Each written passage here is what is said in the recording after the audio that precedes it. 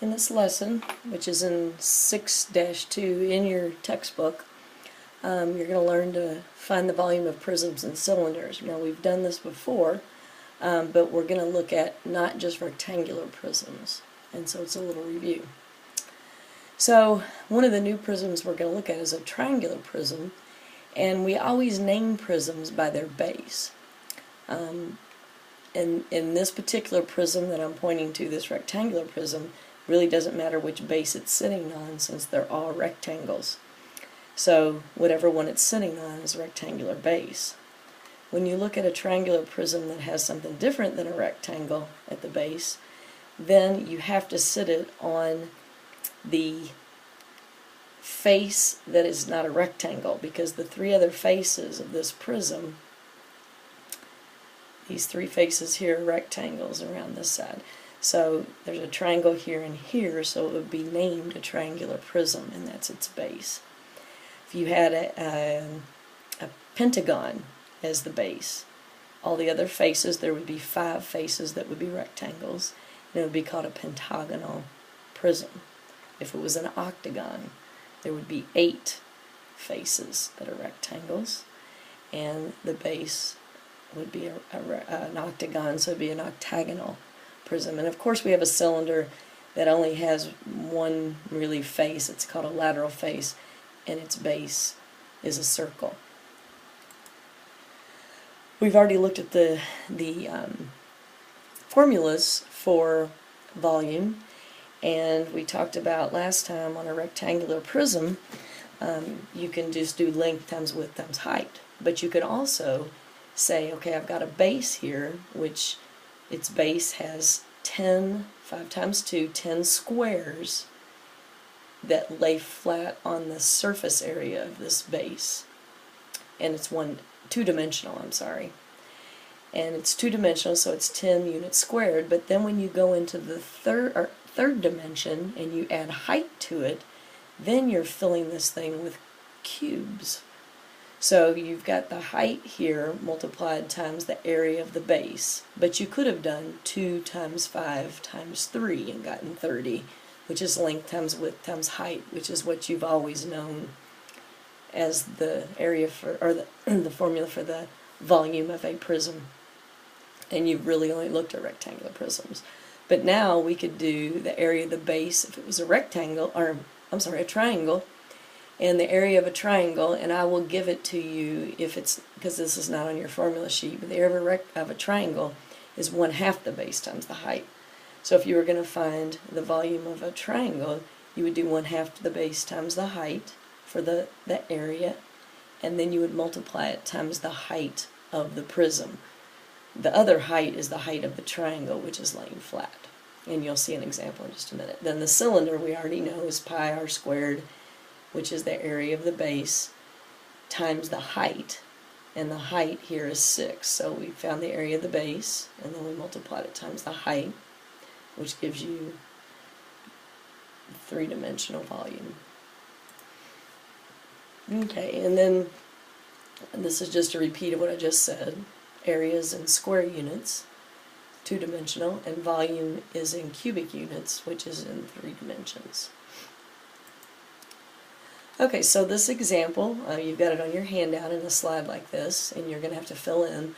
We're going to find the volume of the figure, and it's going to be a rectangular prism with a base of 2 centimeters by 5 centimeters and a height of 3 centimeters.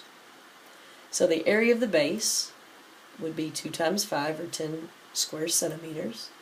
And then to find the volume, we'll multiply it then also by the height, which base times height would be 10, which is the base area, times the height, which is 3 centimeters, which would make it 30 centimeters cubed. These aren't labeled. I really should have labeled those. This is a pre-made PowerPoint. So technically we should have 2 centimeters times 5 centimeters here, because centimeters times centimeters is centimeters squared.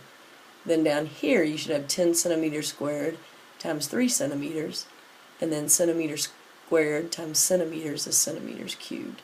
I really like to see those labels so we can see where we're getting the final answers labels. Okay, so volume of the figure in terms of pi. and then we're going to round it to the nearest tenth. So in this figure it's a cylinder, and we've got a radius of 4 inches, and we've got a height of 12 inches. So the area of the base is going to be pi r squared, so the radius squared would be 16, and that's, you're actually squaring 4 inches, so it becomes 16 inches squared, and then we're just taking it times pi. Now that's in terms of pi, and if we ask you to keep your answer in terms of pi, you're done. But then if you're going to take your answer and convert it into an approximate volume, you're going to then take the base area, which is in terms of pi, and multiply it times the height, which is 12 inches. So 12 times 16 is 192, and then when you enter pi into your calculator, and round it to the nearest tenth, you get 603.2 inches cubed. So if you need to pause and get your calculator in the right mode, so that you can actually see an approximation, then you can pause the video now. Going on to the next problem, this time we've got a triangular prism, and it says find the volume to the nearest tenth. We don't really have to use nearest tenth here, but it's okay just to put it, and I would put it on a quiz, I would just put it in the general directions. So now we got to find the area of the base first, which is a triangle, and that's 1/2 the base times the height. So we're taking 1/2, the base for the triangle is 6 feet. So we're just looking at a triangle here, and we're looking at this side. Then the height is a perpendicular that comes down from the vertex of the triangle perpendicular to that base. And they've got it drawn for you here in red, and it's three-dimensional, so it doesn't appear to be three-dimensional, or I'm sorry, perpendicular, but it is. So that would be the height of the triangle's 5. So when you take half of 6 and then times 5, you get 15, and it's 6 feet and 5 feet, so it's 15 feet squared. Now all we have to do is multiply it times the height, which is 7 feet. So the area of the base, 15 feet squared, times 7 feet, then gives us 105 feet cubed. Okay, so now we've got an example of a juice box, measures 3 inches by 2 inches by 4 inches. And you're to explain whether tripling the length, width, or height of the box would triple the amount of juice the box holds. And you've got this example on your paper, and make sure I check. Yeah, and this is all done for you. It's just an example for you to see. Here's the original juice box, 3 feet by 2 feet by 4. I'm sorry, 3 inches by 2 inches by 4 inches. It's just a juice box. So 3 times 2 times 4 is 24. Inches times inches times inches is cubic inches. Now if you triple the length, it becomes, the original length was 3, so 3 times the length 3 would be 9, times 2 times 4, 72 inches cubed. So that is tripling the volume. If you triple the width, and then we plug in the width, which is 2, 2 times 3 is 6, plug in the length is 3, and the original height was 4. So again, you get 72 inches cubed. Same thing if you triple the height. Once we plug in the height, we're going to get 3 times 4, which is 12, and then times the length 3 times the width 2, again gives us 72 inches cubed. So anything you triple, if you triple one of those, it will triple the volume. You can't triple them all, but tripling one. But that doesn't work for a cylinder. So if we have a juice can, which is a cylinder, has a radius of 2 inches and a height of 5 inches, and we're supposed to explain whether tripling the height of the can would have the same effect on the volume as tripling the radius. Okay, well, when you triple the radius, the problem is it's a 2-inch radius, so when we triple it and take it times, sorry about that, times 2, we get 6, and then we square 6, we get 36, and then multiply that times 5, we get 180, which is not tripling the original volume. And that's because we have to square the radius after we triple it. So that makes it go up exponentially. Over here, if we just triple the height, we're not squaring the height, we're just multiplying the height times the radius squared. So when you look at the final answer, that is this original volume is just tripled. So that works, but it won't work if you triple the radius. Okay, so now we've got a problem for you to do. A cylinder measures 3 centimeters tall with a radius of 2 centimeters. Explain whether tripling the radius or the height of the cylinder would triple the amount of volume. So do that calculation just like before and see what you come up with. So pause the video here and go ahead and do that. So if we look at the original cylinder, 4 pi times 3, because that's the area of the base times the height, that's 12 pi centimeters cubed in terms of pi. Now, if you triple the radius, and that's what this picture is showing, now remember it's a radius of 2, so we have 2, 2, and then 2 more, so there's about the center of the circle. So now our radius is 6. Please excuse my dog there. So we have 2, 4, 6. So now with a radius of 6, when you plug in 6 for the radius, and you take 6 and square it, and then multiply it times pi, and then multiply it times the height 3, you notice that it goes up to 108 pi. So that is more than tripled. Okay, it's actually taken times 9.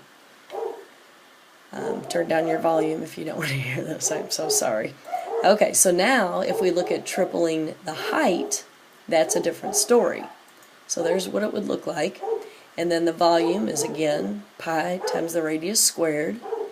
But now instead of multiplying it times 3 and getting 12 pi cubic centimeters, now we're taking that 3 and we're making the height so this part stays the same, and our height triples so it becomes 9. So that's 36 pi centimeters cubed. So there it's tripled. 12 goes to 36. Then you could get the exact volume if you want to, or approximate it better if you put in and round it to the nearest tenth or hundredth if you put in the actual value for pi, but you don't have to here. They just want to know if it tripled or not. Alright, so now we're going to look, this is the last example, find the volume of the barn.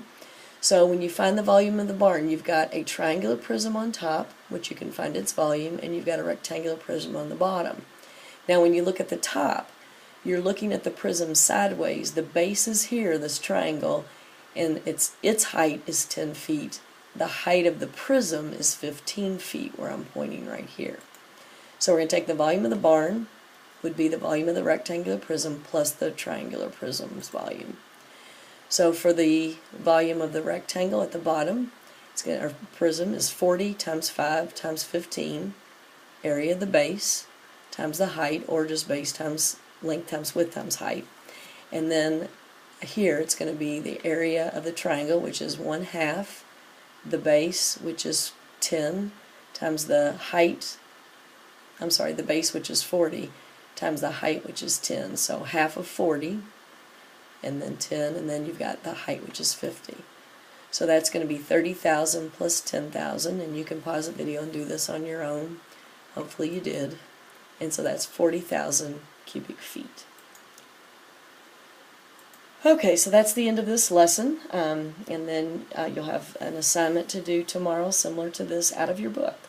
Have a nice day.